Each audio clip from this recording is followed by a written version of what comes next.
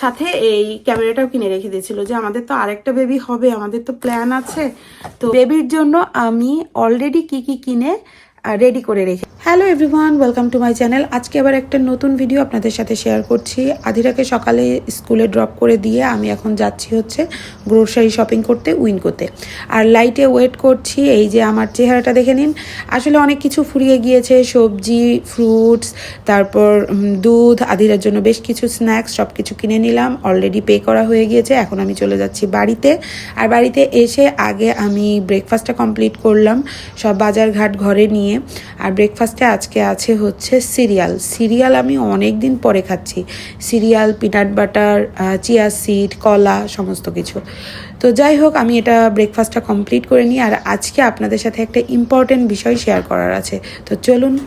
সকাল থেকে আজকে চিন্তা করছি যে এই ভিডিওটা করব কিন্তু করাই হচ্ছে না, কারণ সারাটা দিন একেবারে রোলার কোস্টারের মতো আজকে দৌড়েছি এই অবস্থাতে।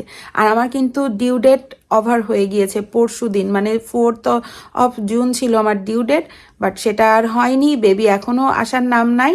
তো 7 তারিখে আবার ডক্টরের অ্যাপয়েন্টমেন্ট আছে, সেই দিন গেলে বলে দেবে যে কবে আমার বেবি আসতে চলেছে, ইনডিউস করতে হবে না আমি আরও ওয়েট করব, এই সমস্ত কিছু মানে ডক্টরের সাথে আলাপ আলোচনা হবে 7 তারিখে। তো যাই হোক, আজকে আমি যে ভিডিওটা করতে বসেছি সেটা হচ্ছে বেবির জন্য আমি অলরেডি কি কি কিনে রেডি করে রেখে দিয়েছি। কারণ বাংলাদেশে আমাদের একটা রীতি আছে যে বেবি হওয়ার আগে কোনো কিছুই কেনা যাবে না, কেউ কোনো কিছু কেনেও না। তো এখানে তো সেটা করলে হয় না। আমেরিকায় আমি একাই সমস্ত কিছু করা লাগে। আমার জিনিস, আমার বেবির জিনিস সমস্ত কিছু আমাকেই রেডি করা লাগবে। ইভেন আমি করি বা না করি, কিছু কিছু জিনিস আছে যেটা হসপিটাল থেকে একদম রিকমেন্ডেড যে এটা আমাকে রেডি রাখতেই হবে। তো সেই রকম কিছু জিনিস আমি অলরেডি কিনে রেখে দিয়েছি, এবং বেশ কিছু জিনিস আমি আগে থেকে রেডি করে রেখেছি যেটা আমার জন্য সুবিধা হবে। তো সেগুলো সমস্ত কিছু আপনাদেরকে দেখিয়ে দেব। তো ফার্স্টে যেটা মেইন দরকারি জিনিস, যেটা হসপিটাল থেকে বেবি আমাকে আনতেই দিবে না যেটা ছাড়া, সেইটা আগে আপনাদেরকে দেখাই। এই যে কার সিট এবং স্ট্রলার, এইটা ছাড়া বেবি কিন্তু আমি বাড়িতেই আনতে পারবো না। তো বেবিকে যখন হসপিটাল থেকে ছাড়বে তখন নার্স এসে বেবিকে সুন্দরভাবে রেডি টেডি করে তারপরে এই কার সিটে বসিয়ে আমাদের কাছে ছাড়বে। আর এই কার সিটটা আমরা নতুন কিনেছি, এই জন্য সাথে স্ট্রলারটাও কিনেছি। তার কারণ হচ্ছে এই কার সিট আসলে বেবি যখন একটু বড় হবে, মানে মাসখানেক যখন হয়, তখন এই কার সিটটা হাতে নিয়ে বেবির সাথে করে নিয়ে চলাফেরা করা আসলেই কষ্ট হয়ে যায়। তো এই জন্য স্ট্রলারটাও একবারে ম্যাচিং করে কিনেছি। আর 2 ব্র্যান্ডের স্ট্রলার হলে কিন্তু, মানে কার সিট স্ট্রলার একই ব্র্যান্ডের না হলে এটাও সুন্দরভাবে সেট হবে না। আর আমেরিকায় যখন আধিরার জন্ম হলো, মানে আমার প্রথম বেবির যখন জন্ম হয়েছিল, তখন ডক্টর বলে দিয়েছিল যে যেই কার সিট এবং স্ট্রলারটা আমরা কিনেছি ওটা 5 বছরই চলবে, মানে কার সিটটা মেইনলি 5 বছরের পরে কিন্তু ওটা এক্সপায়ার হয়ে যাবে। তো আধিরার বয়স তো অলরেডি 6 বছর হয়ে গিয়েছে, তো ওইটা তো আর কাজে লাগবে না। এই জন্য আমাদের আবার নতুন করে কার সিট এবং স্ট্রলার কিনতে হলো। তো এইটা কিন্তু হসপিটাল থেকে একদম 1 নম্বর ম্যান্ডেটরি, এটা না কিনে নিয়ে গেলে বেবিকে কিন্তু ওরা দিবে না। তারপরে দেখায় যে এই যে মোস্ট ইম্পর্টেন্ট জিনিস, বেবির বেড, এটা আমরা কিনে রেখে দিয়েছি। এটা আমরা কিনেছি হচ্ছে বেসিনেট কেনার একটাই কারণ এইটা এখান থেকে চেন খোলা যায় এবং আমি অ্যাডজাস্টেবল, আমার বেডের সাথে আমি অ্যাডজাস্ট করে নিতে পারবো। তো বেবি হওয়ার পরে মোটামুটি 5-6 মাস আমি এইটা সুন্দরভাবে ইউজ করতে পারবো। আর বেশ ভালো ডিলে পেয়েছিলাম, তো এই জন্য এইটা আমি কিনে রেখে দিয়েছি। এই যে, আর সাথে আমি বেবি ড্রেস সব কিছু সুন্দর করে ক্লিন করে, মানে ওয়াশ করে গুছিয়ে রেখেছি। সাথে আমার কিছু জামা কাপড় যেগুলো আমি বেবি হওয়ার পরে বেশ কিছুদিন পরবো, আর বেবি 1 মাস যেগুলো পরবে সেগুলো সব এর ভেতরে, তারপরের জন্য যেগুলো সেগুলো সব এইটার ভেতরে। আর এইটা হচ্ছে একটা রিইউজেবল আন্ডার প্যাড। তো এইটা আমি ইউজ করব হচ্ছে বেবিকে, মানে ডাইপার চেঞ্জ করার জন্য। বেডের উপরে পাতিয়ে আমি আর কোনো ডাইপার চেঞ্জিং স্টেশন কোনো কিছুই কিনিনি, কারণ এইগুলা শুধু ঘর বোঝাই করা, যে জায়গা নষ্ট করা। তো এইটার পরে শুয়ায়ে বেবিকে সব কিছু করতে পারবো। আর এই হচ্ছে আমার বেবির বেড। আর এই পিলোটা, এই যে মাথার পিলোটা, এটা কিন্তু আধিরার জন্য কিনেছিলাম, খুবই ভালো। আর সাথে আরেকটা জিনিস দেখাই, আমি এটা ঢেকে রেখে দিয়েছি, এইটাও কিন্তু আধিরার ব্ল্যাঙ্কেট। আধিরাকে প্রথম যখন হসপিটাল থেকে নিয়ে আসছি এটা দিয়ে নিয়ে আসছিলাম। আর এই যে কোলবালিশ, বাংলাদেশি স্টাইলের কোলবালিশ, এটা আমার শাশুড়ি মা বানিয়ে দিয়েছিল আধিরাকে। তো এইটা এই বেবিরও কাজে লেগে যাচ্ছে। এতদিন ছিল, আমি সেদিন খুঁজে বের করেছি এগুলোকে। তো এটা দুইটা আছে, দুইটা দুই সাইডে দিয়ে দিয়েছি। আর আধিরার একটা বড় বেসিনেট আছে, বেবি যদি আলাদা ঘুমানো শেখে তাহলে ওই বেসিনেটটা 5-6 মাস পরে আমি পেতে দেব, ওইটার ভেতরেই শোবে। আর এখন আপাতত 5 মাস থেকে 6 মাস বেবি এইটার ভেতরেই ঘুমাতে পারবে।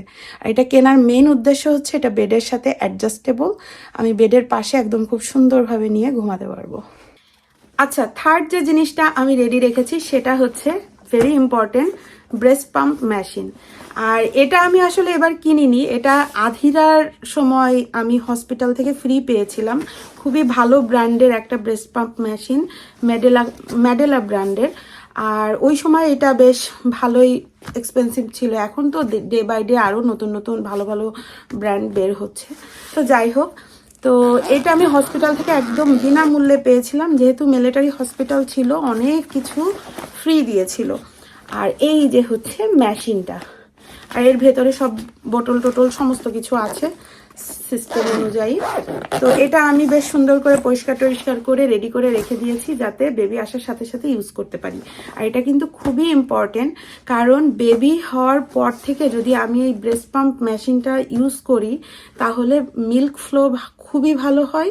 এবং টাইম টু টাইম ডক্টর বলে যে মিল্ক ফ্লো যদি বাড়াতে হয় একদম 2 ঘন্টা পর পর এটা করতে হবে, এবং টাইম টু টাইম। এইটা ব্রেস্ট পাম্প মেশিন যদি আমি ইউজ করি তাহলে মিল্ক ফ্লো আস্তে আস্তে বাড়বে। এবং যেই টাইমে আমি প্রতিদিন একটা টাইম মেনটেন করে আমাকে পাম্পটা করতে হবে, এবং ওই টাইমে প্রত্যেক দিন কিন্তু পাম্প করলে ফ্লো ভালো হয়। তো এই জন্য এই ব্রেস্ট পাম্প মেশিনটা আমার সবচেয়ে প্রিয়।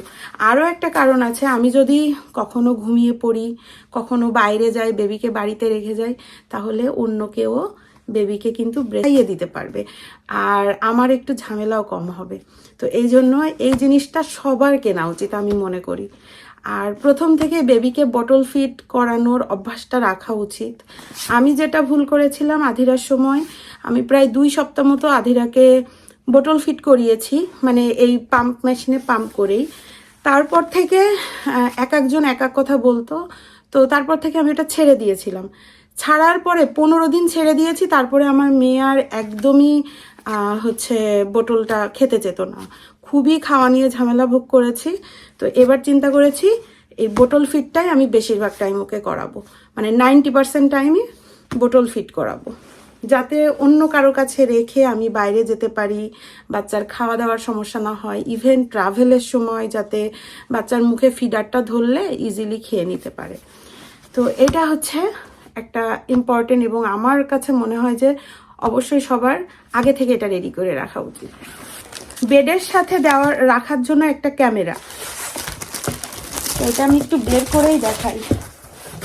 এই যে এই ক্যামেরাটা আসলে বেবি জন্মের, মানে বেবির নিউজ পাওয়ার অনেক আগে থেকেই কিনে রাখা। এটা 22 সালে কিনেছিল সুজয়। আর এটা কেনার পেছনেও কারণ আছে, আমাদের একটা মেডিসিনের ইন্স্যুরেন্স করা ছিল, যে সময় আমাদের মেডিসিনে তেমন কোনো খরচই হয়নি, এবং সুজয় এটা বুঝতে না পেরে ওই ইন্স্যুরেন্সটা করেছিল। তো ওইখানে যে টাকাগুলো ছিল সেগুলো আমরা ওই বছরই ইউজ না করলে, মানে 22 সালে যদি ইউজ না করতাম তাহলে ওই টাকাটা পুরো নষ্ট হতো। তো তখন সুজয় অনেক জিনিস কিনে রেখে দিয়েছিল, বেশ কিছু মেডিসিন, তারপর ব্যান্ডেড, জ্বর মাপা মেশিন, তারপর অক্সিজেন মাপা মেশিন, ডায়াবেটিসের মেশিন, মানে যা যা লাগে, ফুট মাসাজ, এভরিথিং। সাথে এই ক্যামেরাটাও কিনে রেখে দিয়েছিল, যে আমাদের তো আরেকটা বেবি হবে, আমাদের তো প্ল্যান আছে, তো এটাও আমি একটা কিনে রেখে দিই।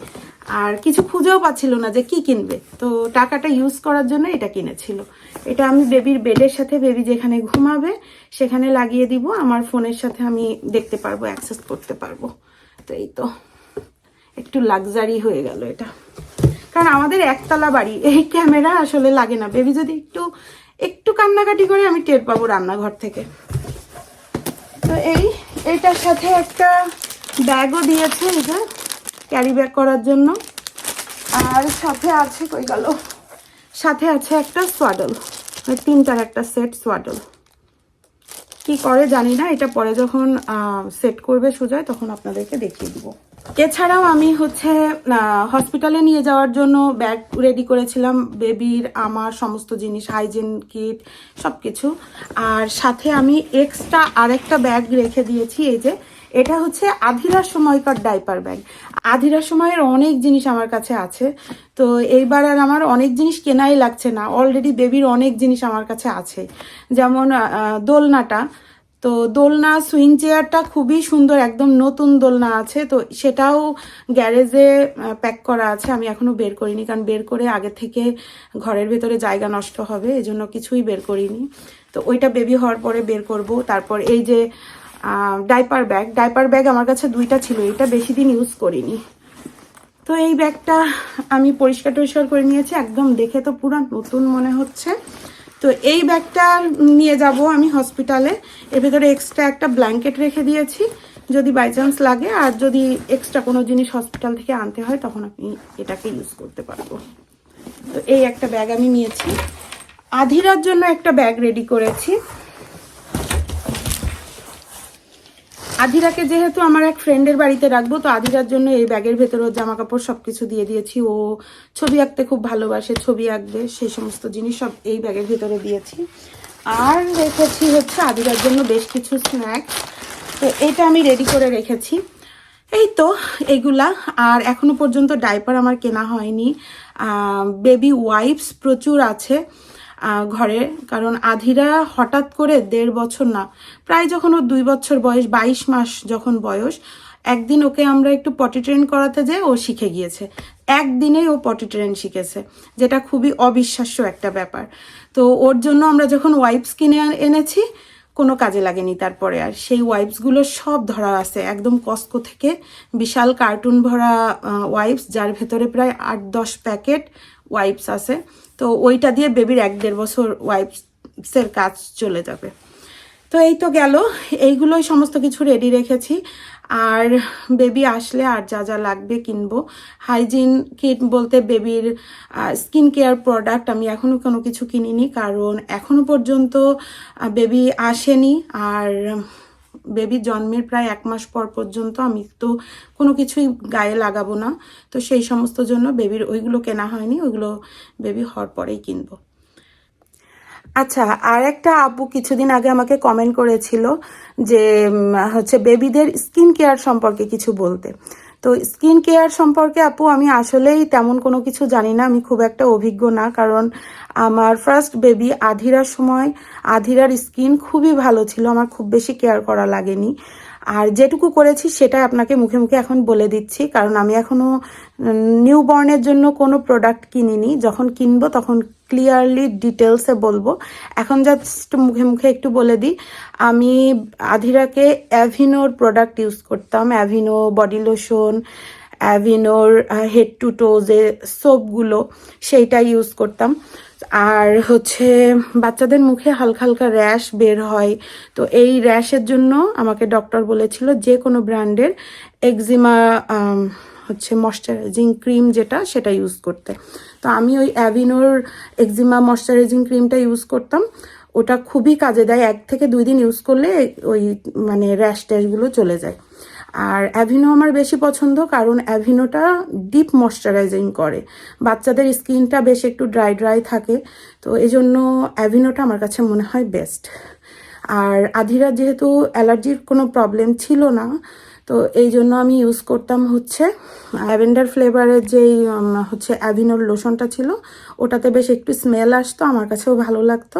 বেবিদের গায়ে যে একটা গন্ধ হয় দুধের, সেই গন্ধটা চলে যেত। আর শাওয়ার করানোর আগে জাস্ট জনসন বডি অয়েল মাখিয়ে একটু মাসাজ করে নিতাম, 10-15 মিনিট রেখে শাওয়ার করিয়ে এনে অ্যাভিনোর লোশন দিতাম। আর আমি তখন আসলে ওইভাবে অয়েল সম্পর্কেও কোনো ধারণা ছিল না, বাংলাদেশ থেকে নতুন আসছি, তো এখন ইদানিং শুনি কোকোনাট অয়েল খুব ভালো, তারপর অলিভ অয়েল খুব ভালো, এবং তাছাড়াও বাজারে আরও ভালো ভালো ব্র্যান্ডের অয়েল বের হয়ে গিয়েছে যেটা বডি মাসাজের জন্য খুবই ভালো হয়। বাট আমি তখন নতুন মা হয়েছি, কিচ্ছু জানতাম না, তো এই জন্য, আর আমাকে কেউ কোনো কিছু রিকমেন্ডও করিনি, এই জন্য আমি জনসনের বডি অয়েলটা ইউজ করেছিলাম। এই তো ছিল আমার বেবির স্কিন কেয়ার। আর ডাইপার র্যাশের জন্য ডাইপার র্যাশের ক্রিম কিনে এনেছিলাম, তো সেটা ইউজ করতাম। এছাড়াও যদি ডাইপার র্যাশের আগে যদি আপনারা কিছু র্যাশ ওঠার আগে যদি কিছু ইউজ করতে চান, তার জন্য হচ্ছে ভ্যাসলিন। সিম্পল ভ্যাসলিনটা বেবিকে ডাইপার পরানোর আগে হালকা একটু ডাইপার এরিয়াতে লাগিয়ে দিলে তাহলে ওদের গায়ে যেই বাথরুম যেটা পিপি হোক যাই হোক সেটা খুব একটা গায়ে অ্যাবজর্ব করে না। তো সেই ক্ষেত্রে ভ্যাসলিনটা লাগিয়ে নিয়ে তারপর ডাইপার পরালে ওদের জন্য মানে ডাইপার র্যাশ ওঠার সম্ভাবনাটা কম থাকে। এই তো ছিল আজকের ভিডিও, সব কিছু বলে দিলাম। এখন আমার খুবই কষ্ট হচ্ছে। চলুন আমার জন্য সবাই আশীর্বাদ করবেন যেন বেবি ভালোভাবে অ্যারাইভ করতে পারে। আর আমার ডিউ ডেট অলরেডি পার হয়ে গেছে, এখনও বেবির আসার কোনো নাম নাই। আর আজকের ভিডিওটা তাহলে আমি এখানেই শেষ করছি। আশা করি সবার ভালো লেগেছে। বাই।